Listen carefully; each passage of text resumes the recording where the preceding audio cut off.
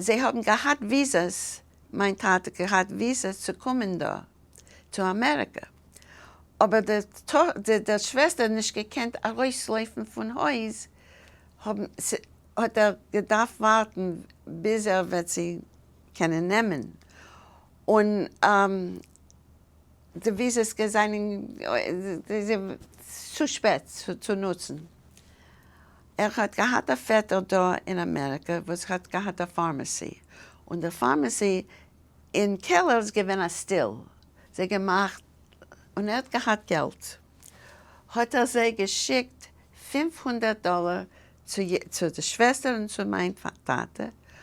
Und in Kanada kann man reinkommen mit Geld. Als man hat $500, kann man reinkommen.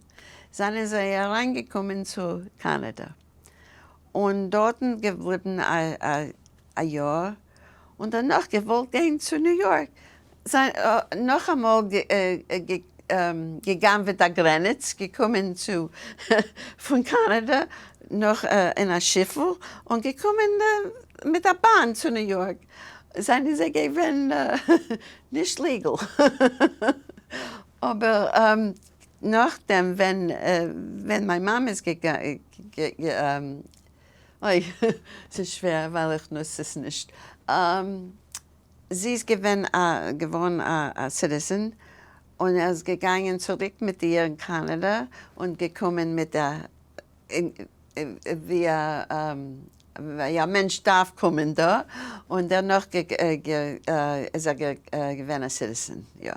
Noch ein zweiten Mal, ja.